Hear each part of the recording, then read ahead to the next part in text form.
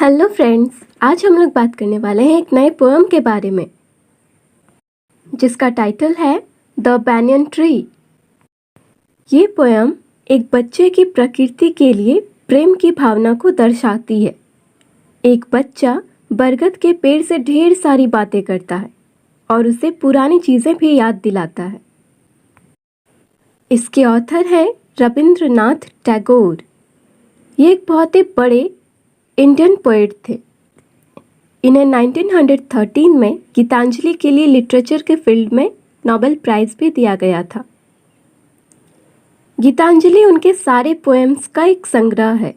इन्होंने ही जन गण मन लिखा था, जो आज भी हमारा नेशनल एंथम है।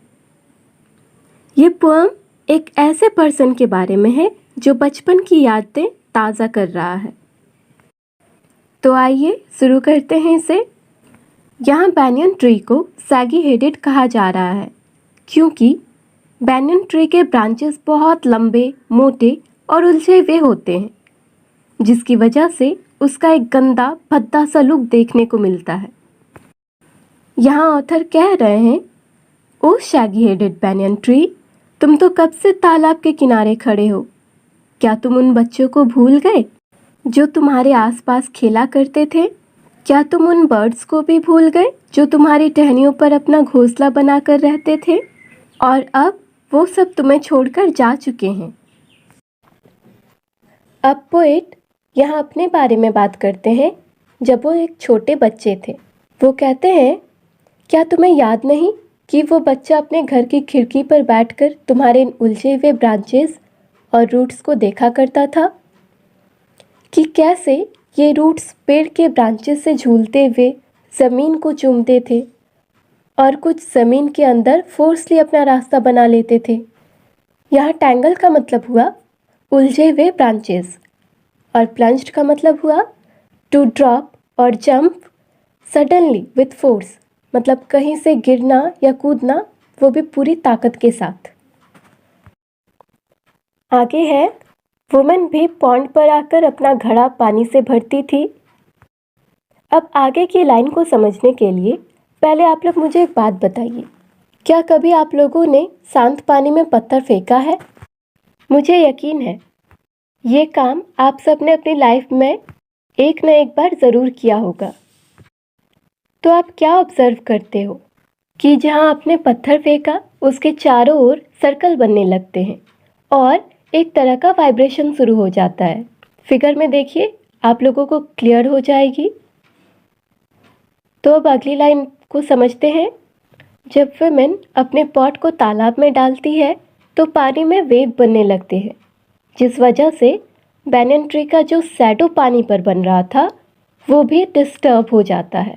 यहाँ रिगल का मतलब हुआ इधर उधर बहुत तेज़ी से रैंडम तरीके से मूव करना। जब पॉट के डालने से शांत पानी डिस्टर्ब हो गया था तो पोएट वही लिखते हैं, ऐसा लग रहा था जैसे किसी को नींद से उठाने की कोशिश की जा रही थी। सनलाइट उन वेव्स पर ऐसे पड़ रहे थे जैसे कोई वेवर अपने कपड़े बुनने के टूल को चला रहा हो। यहाँ रिपल का मतलब हुआ पानी के सरफेस पर बना वेव और सटल का मतलब हुआ ऐसे टूल्स जिसे वेवर यूज़ करते हैं। उन वेव्स पर सनलाइट पड़ने से वो वेव्स इतनी ज़्यादा चमक रही थी जैसे किसी कपड़े पर गोल्डन वर्क किया गया हो। यहाँ टपेस्ट्री का मतलब हुआ ए पीस ऑफ क्लॉथ जिस पर डिज़ाइन या पैटर्न्स बने हों।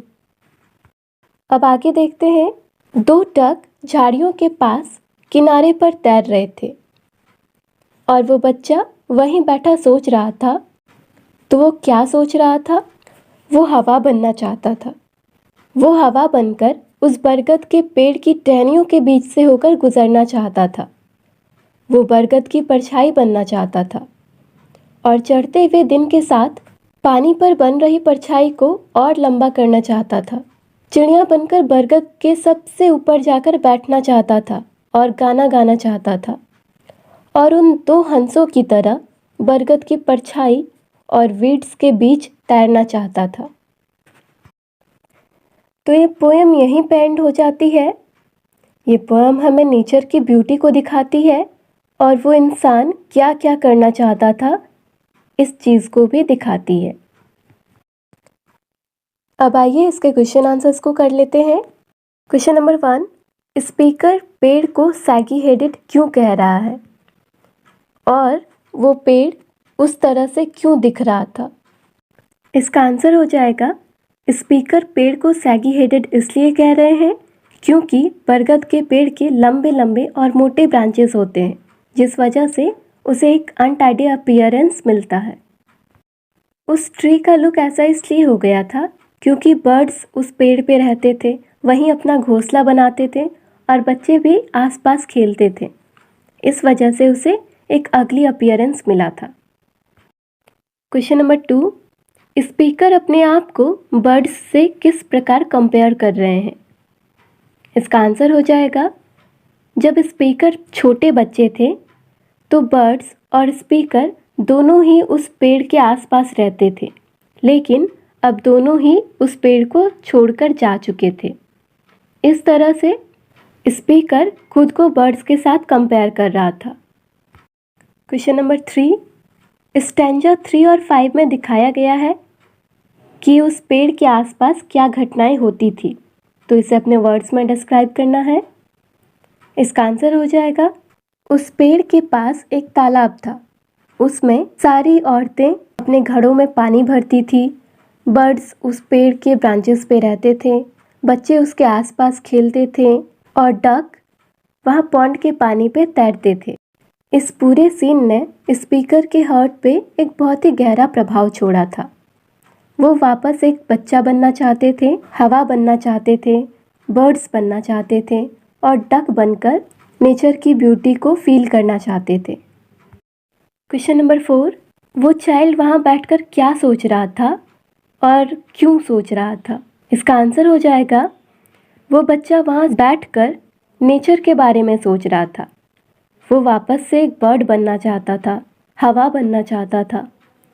वो इन सब के बारे में इसलिए सोच रहा था क्योंकि सारी चीज़ों ने, जैसे बर्ड्स ने, बच्चों ने, डक्स ने, सब ने उस पेड़ को वहाँ पे अकेला छोड़ दिया था और स्पीकर की बहुत ज़्यादा इच्छा थी कि वो वापस से बच्चा बने। क्वेश्चन नंबर 5, स्टैंजा 2 और स्टैंजा 6 में बच्चे की फीलिंग में क्या अंतर आया है? इसका आंसर हो जाएगा, स्टैंजा 2 में वो बच्चा अपने चाइल्डहुड को याद कर रहा है, जबकि स्टैंजा 6 में वो हवा बनकर उस पेड़ के ब्रांचेस के थ्रू जाना चाहता है, वो बर्ड्स बनना चाहता है, वो डक बनना चाहता है। ये सब दिखाया गया है। क्वेश्चन नंबर 6, इस पोएम को पढ़ने के बाद लगता है कि स्पीकर एक बच्चे हैं, तो ऐसा क्यों लग रहा है? इसका आंसर हो जाएगा ऑप्शन ए, क्योंकि वो जो अपने बचपन की यादों को ताज़ा कर रहे हैं वो काफ़ी ज़्यादा डिटेल्ड और डीप है। इससे हमें ये बात का पता चलता है कि यहाँ पे एक छोटे बच्चे के बारे में बात की जा रही है।